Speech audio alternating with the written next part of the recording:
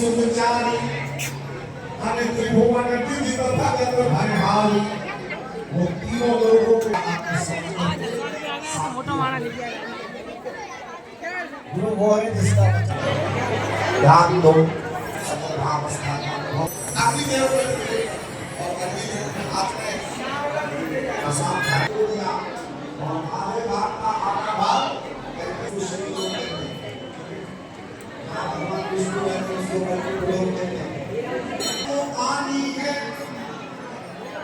मौत सबको आनी है कौन इससे छूट मेरे कृपा करो बरदान में थोड़ी सी कमिटमेंट कर दो और फिर कैसे बोले हम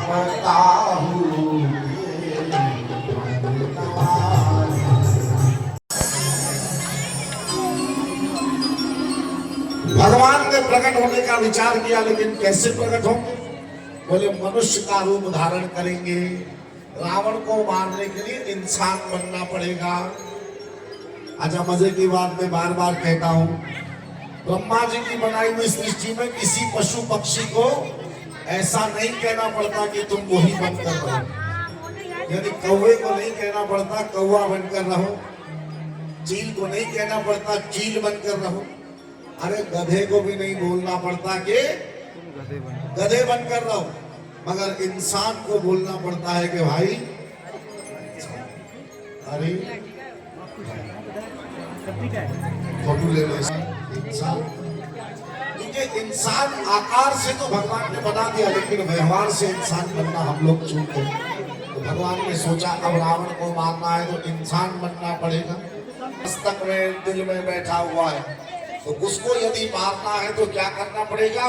बोले भगवान राम ने अवतार धारण करके मानव को मानव बनाने का जो आदर्श स्थापित किया, उस पर तुम्हें भी चलना पड़ेगा, तब अंदर बैठा हुआ रावण मरेगा। वरना रावण के बस सिर्फ वो स्टैच्यू को जला देने से अंदर वाला रावण जो है उसको मारने के लिए तो भीतर का रामत्व को प्रकट करना पड़ेगा, तब वो रावण जाकर के विनाश को प्राप्त होगा। खैर भगवान ने सोचा हम मानव बनेंगे। लक्ष्मी जी पराम्बा भगवती उद्भव स्थिति संहार कारिणी के रूप में उसने जन्म ले लिया और सीता के रूप में प्रकट हुई। तब सब देवता लोग भी बोलने लगे। देवता लोग बोले हमें भी भगवान कोई सेवा दो। बोले नहीं, सेवा ऐसे नहीं मिलेगी, तुम लोग को बड़ा अहंकार है। काय का? बोले तुम जोरदार हंसी चेहरे पे होनी चाहिए, और हंसी कहते हैं दिल की कैफियत की निशानी होती है। दिल में प्रसन्नता होगी तो चेहरे पे मुस्कुराहट लाजमी आ जाएगी। तो भगवान दिल का आराम बन करके प्रकट होने वाले हैं। यानी राम कौन है? दिल का आराम। बड़ा मंगल मुहूर्त है और सूर्य ठीक ऊपर बैठे हैं। सब देवी देवता लोग प्रसन्न हैं, क्योंकि कौन आने वाले? भगवान श्री राम। तो एक बार जोर से बोलो जय श्री राम।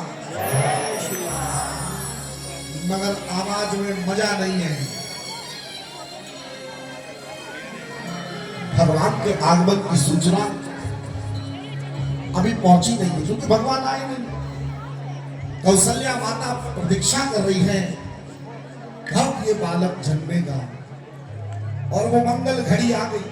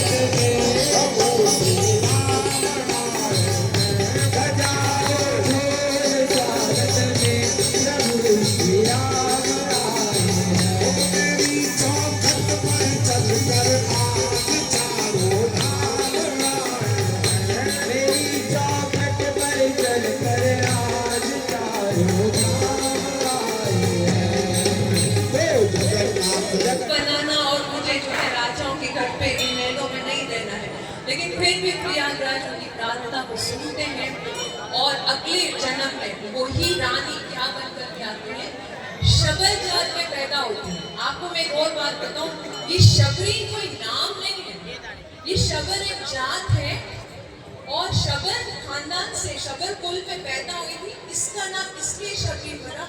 कहीं पे भी शास्त्रों में लिखा ही नहीं हुआ है कि शबरी का रियल नाम क्या था।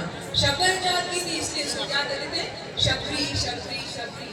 तो आइए हम इस लीला को देखते हैं कि जब वो अगले जन्म में शबरी बनती है तो किसी शबर कुल में जब आती है तो उसके उनके विवाह की तैयारियां हो रही। इसकी शबरी मैया जब छोटी होगी 16 साल की, उसके विवाह की तैयारी हो रही है। आइए हम सब देखते हैं किस तरह से शबरी माता का विवाह हो रहा है और आगे क्या होता है। तो उसके कितना प्यारा है, ओहो कितना प्यारा है, शिवजान की तेरी वो नजर उतार कितना प्यारा है, लियो नजर उतार तेरी, लियो नजर उतार कितना प्यारा है, सारिया तुमको किससे इज्जत कमानी। मुझे बताओ, क्या बेगुनाह जानवरों को मार कर वो दुख में है, कट रहे हैं, तकलीफ में है, क्या हमारे बच्चों को आशीर्वाद मिलेगा? क्या मिलेगा? तभी तो शादी क्योंकि इतनी सारी उनकी बदमाएं लग रही होती हैं उस वर और वधू को। नर नारायण का स्वरूप माना जाता है, लेकिन इसमें ये अपवित्र कार्य हो रहा होता है। तो ऐसे ही शबरी माता की जो विवाह हो रहा है, उनके पिताजी बहुत सारे जानवरों को बांध कर लेके आए हैं। इसके बाद हम देखते हैं कि शबरी मैया का क्या रिएक्शन होता है, वो क्या है। क्या आपको पता है इन्हें कितना कष्ट हो रहा है? बेटी, ये हमारे कुल की परंपरा है। बारातियों का स्वागत इन्हीं जानवरों के मांस से किया जाएगा। माताजी, मेरे कारण इतने सारे मासूम जानवरों को मारा जाएगा? इतने सिर्फ मेरे कारण मारना पाप है माँ, और मैं ये पाप होने नहीं दूंगी।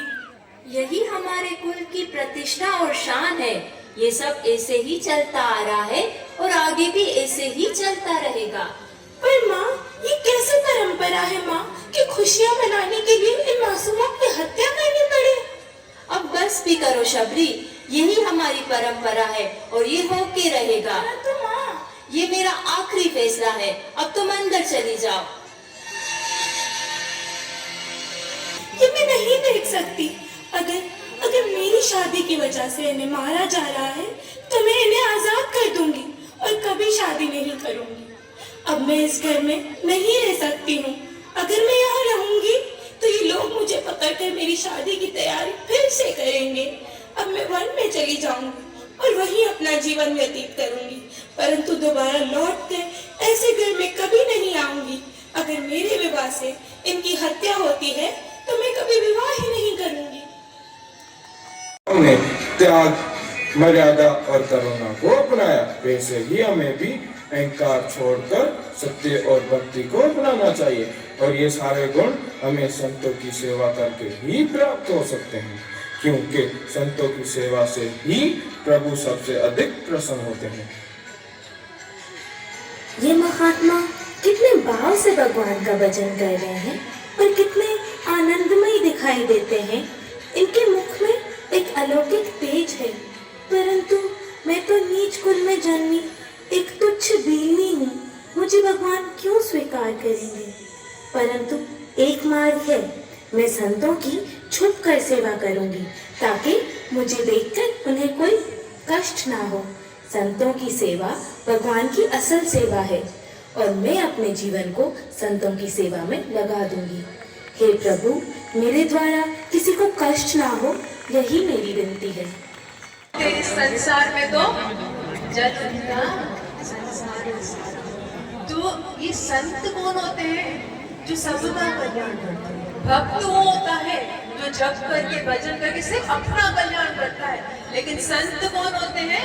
जो अपने साथ साथ सबों का भी कल्याण करते हैं। तो आइए हम देखते हैं किस प्रकार से शबरी माता इन संतों की सेवा करती है और बदले में उनको किस तरह से उन संतों की कृपा होती है। हरे कृष्ण।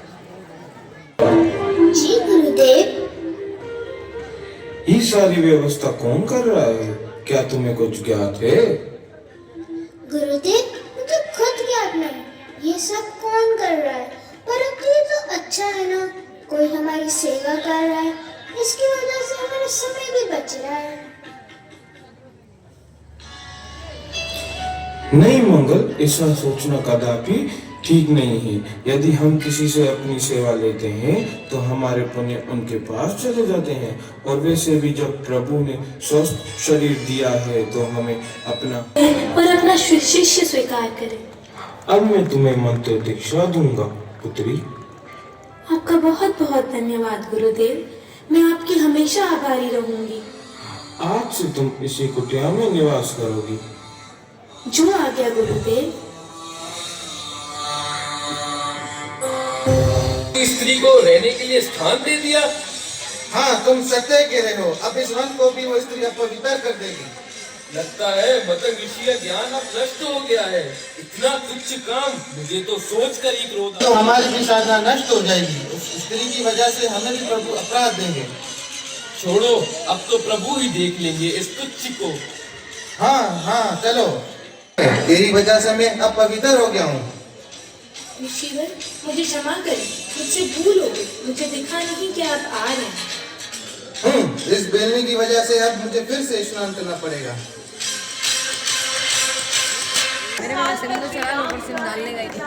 करके क्या हो जाती है, रोती है, राम कब आएंगे।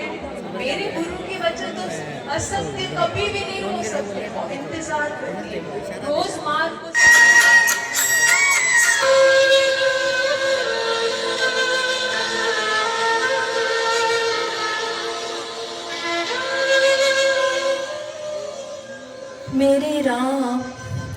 मेरे राम।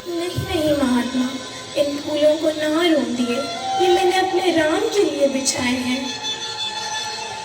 अरे मूर्ख, तू रोज ही यूं महाल को सजाती है, और सजाते सजाते इतने वर्ष बीत गए। क्या तुम्हारे राम कभी आए?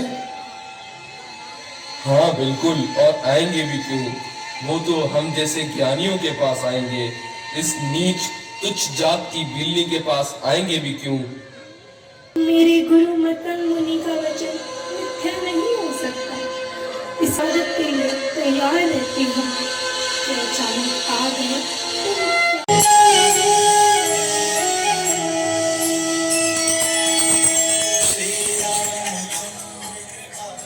देखो देखो, श्री राम हमारी ओर आ रहे हैं। चलो हम उन्हें अपनी कुटिया में लेके चलते हैं। हे महात्मा, क्या आप हमें बताने का कष्ट करेंगे कि माता शबरी की कुटिया कहाँ है? उस बिल्ली की कुटिया का पूछना है, जिसके दर्शन से ही हम अपवित्र हो जाते हैं। वहाँ आपका क्या काम है प्रभु? जिसके दर्शन से ही आप खुद को अपवित्र समझते हो, इसकी शुद्ध भक्ति तो तीनों लोगों को पवित्र करने वाली है। भक्ति मार्ग रंग रूप जात पात से परे है। केवल शुद्ध भक्तों का प्रेम ही भगवान को उसके पास आने पर विवश कर देता है। और आज उस महातपस्विनी शबरी की। हाँ प्रभु, हमारे विचार से तो केवल ब्राह्मण ही आपकी भक्ति कर सकता है, और इसी अहंकार की मद में हम एक शुद्ध भक्त के प्रति अपराध कर बैठे। आपने शबरी के चरणों में अपराध किया है, वही आपको क्षमा कर सकती है, क्योंकि एक वैष्णव का अपराधी मेरी कृपा का पात्र नहीं बन सकता। और मुझे ये पूर्ण विश्वास है कि शबरी जैसी महान भक्त किसी के भी प्रति अपने हृदय में द्वेष भाव नहीं रख सकता। प्रभु